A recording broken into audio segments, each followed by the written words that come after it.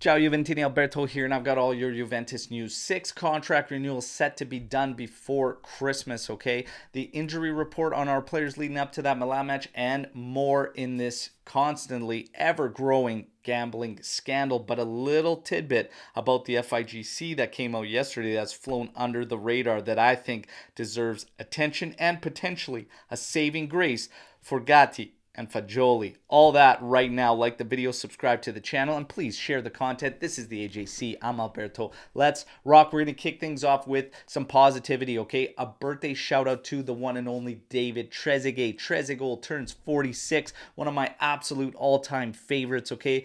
The duo between himself and Alessandro Del Piero, my favorite duo by far. But this guy was one of the best one-touch finishers around, okay? And his ability to make low percentage finishes look easy was incredible. And probably my favorite part about Trezeguet was the fact he celebrated each and every one like it was his first, all right? I wish he was a part of that black and white show that we saw earlier in the week, but nonetheless, it is what it is. Best wishes to the one and only David Trezeguet as he turns 46 today, okay? Now, Chiesa and fitness. His aim, obviously, is the Milan match. We will have all eyes on him in the week of build-up going into that game, okay? But he should end up finding his way on that team sheet. Vlahovic should also be a full go. This is good news for Juventus because we do have a little bit of bad news in terms of fitness. Danilo is at a very high risk of missing the match. Then we get into Gatti, and Gatti being one of the names leaked 2 days ago in potentially being involved in this gambling scandal. So we have to wait to see what develops there. We're expecting right now with these players that are going to be involved, Fagioli definitely not going to be taking the pitch, but Gatti potentially might not either. This may force Max's hand into something he has been tinkering with in training, and that's the back four. We will see. We will see what he's going to do, and we'll get more answers to those questions as the week leads up. Now, more on Federico Gatti is he is one of the names on the 6 contract renewals Juve is looking to finish before Christmas.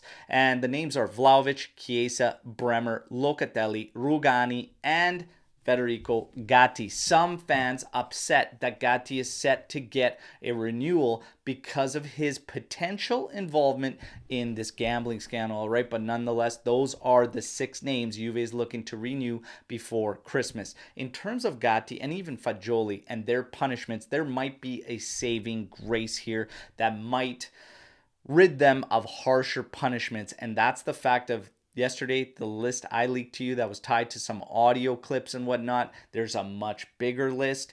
And I think this thing is far, far from over in terms of this gambling scandal and how widespread it actually is. And there's a lot of signs about this. Number one, we are starting to get the news about Bonucci potentially knowing for some time about what was going on with Fagioli. This is a tricky situation, okay? Now, did Bonucci also then share that information with others? Did other members of the team also know, and were they trying to protect their fellow teammate? It's a sticky situation, and if you're going to judge Bonucci and say, well, as a captain, he should have come forward and brought that out there. Well, when you're part of a locker room and you're part of a team back there, it's a sticky situation. And again, it could spiral so quickly into this scenario that we're at now with this gambling scandal. Because, again, if Bonucci shared that information with a circle and then that circle decided that they weren't going to put forth the information and they were going to try and help and protect Fagioli, well, there you go. Now this is all these members that have, now that the investigation is ongoing, open themselves up to bans and fines on their own too. So this is why this is such a serious issue right now for the FIGC. Okay, and when you start getting names around the league like Berardi, Barella, Bastoni potentially being involved as well, who knew out of those guys? And then those guys become involved, etc., etc. So this thing could absolutely spiral out of control. The FIGC cannot afford that. They're already 3.3 million viewers down from this point last season. So they're definitely probably going to have to look at intervening and trying to cut something out here in order to save face, because the league cannot afford these guys all getting banned. They just can't afford it. So something's going to have to give, because I think we are far from over in terms of how widespread this thing actually is and how many players knew.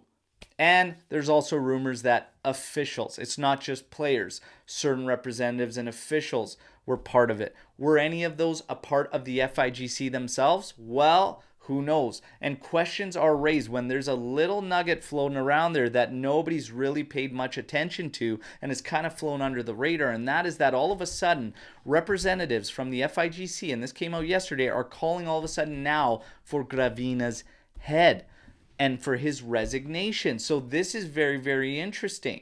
Are they calling for it simply because of the fact that this is yet another brutal scenario that's fallen under the FIGC in the league under Gravina's watch? Or is it the fact that they are fearful of something else?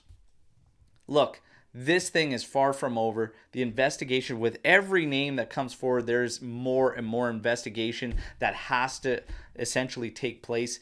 We're far from over, but that could be the saving grace for the mistakes of Fagioli and potentially mistakes of Gatti if he is found involved. But this is far from over, in my personal opinion, and we are probably going to have to buckle up for a bumpy ride for probably a couple months, if that. But the FIGC, one thing's for sure, they can't afford it, and that might be the saving grace for anyone who is stupid enough to get involved in something like this, okay?